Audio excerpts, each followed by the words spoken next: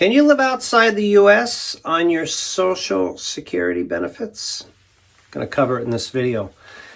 I'm doing this because there's been a real spike in the questions that have been asked by our members here at the Disability Digest lately, and I've been doing this work for almost 2 decades, and maybe it's relative to the 2024 election results, or I don't know what it is, but it's a very commonly asked question, so I want to update that. Also, it could be because, like a lot of popular individuals like Ellen DeGeneres, Eva Longoria, Britney Spears have all said they're going to leave the U.S., or they already have. That could be it as well. I don't know. But living outside the U.S. With Social Security or Social Security disability benefits, there definitely are some considerations before you make that move. So I hope you find this information helpful. First is, I'm going to cover the Social Security recipients. So somebody has taken their benefits as a retirement benefit at age 65, for example, what it would be like for them. And then I'm going to cover the Social Security disability recipient piece next. Now, keep in mind, if you're a Social Security disability recipient, or soon to be, when you reach age 65, you become just a Social Security recipient. So the difference in the items that I'm going to cover for you and how they impact your benefits, make sure you pay attention to them. First of all, Social Security recipients. You can live outside the U.S., you can live anywhere, but you have to take a few things into consideration, primarily your health care and the taxes. And for healthcare, Medicare is a U.S.-based system. So when you leave the U.S., go to Asia or Europe, then the Medicare system does not work there.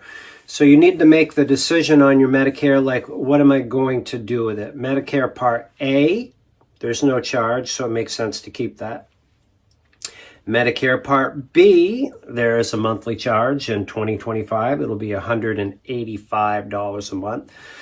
So do you keep that because you're not going to use it? And if you cancel it and you come back to the United States, then you would likely pay a penalty because you haven't had it. So that's something you need to take into consideration. And then you need to find some type of health care in your local area, which I expect you can do that. I know others that have been able to do that. So that's definitely one. Tax implications on your benefits. I'm not a tax person. I'm going to put the links around this video. You can certainly check it out or have your accountant or tax person help you understand what the tax implications are. So healthcare and taxes. For Social Security disability recipients, it's much different. You're allowed to travel and go anywhere within for 6 months or less. So, for example, like lots of places in Asia, it's a 30-day visa. You can do that. Or Europe, I think it's 3 months. All of that is fine. But if you exceed 6 months, Social Security has the right to stop your benefits. You're expected to stay in the United States or U.S. territories as a Social Security disability recipient. So that's one. Then the second piece is the healthcare, is the Medicare. As I mentioned, for disability, for Social Security recipients, you have to find a solution for that. And if you're not getting what Social Security considers to be credible coverage in the United States because you're somewhere else, that would definitely have an impact on your continuing disability review, because you are expected to have the treatment for the conditions that you have, and those conditions are still causing limitations on your body or your mind, so you cannot work. Now, if they don't view that you're getting credible coverage from coverage outside the United States, that just gives them an opportunity to deny your benefits. So let's say you exceeded the 6 months and you got away with that.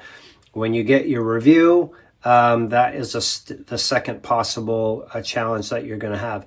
And as you may have learned from this channel and the work that we do, once you get knocked off of benefits, it's difficult to get back on. It's not impossible, but it's difficult. So those are things to consider.